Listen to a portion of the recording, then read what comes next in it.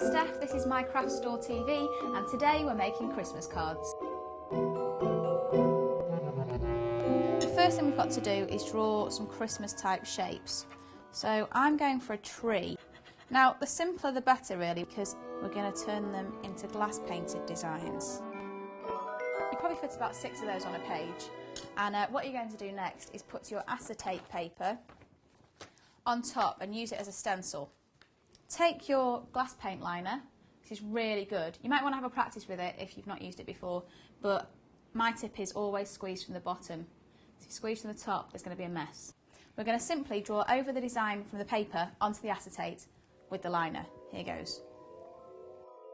So you need to put that to one side to dry. Depending on the thickness of your liner, take between 10 and 20 minutes. So put that down to dry, and you'll be left with this is a slightly different design. Your design nice and dry, ready to put some colour on it. For the colour, we're using standard glass paints. All you need to do, grab your paintbrush. It can be quite a big one for this actually, because the design's quite simple. Coat it in quite a lot of paint and just sort of let it blob in the middle of your design, and very lightly spread it out to the sides. It's like spreading a puddle. Grab yourself a pre-folded card, and what we're going to do is cut a window in the front of it, quite a substantial size. So once you've done that, you're going to pop the window out, and it's going to look like this. Beautiful. We're not going to fold it yet, but you can see the gist. That's going to be the front. And we're going to take a piece of card that's the exact size of the front of the card to back it. So I've basically cut a card in half. This is going to be stuck behind the window.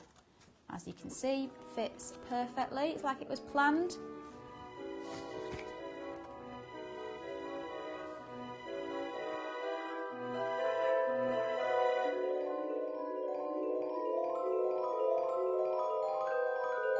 We've backed our card frame with a bit of blue card.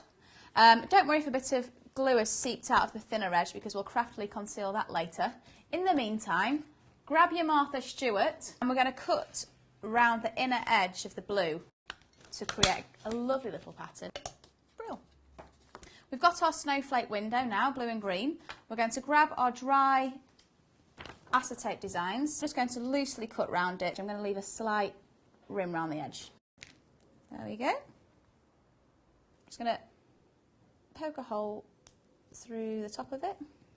I'm going to grab some black elasticated thread and thread that through, so it's a loop. Put the 2 loose ends through the hole and then pull them back through the loop that I made. I'm going to secure this to the card now.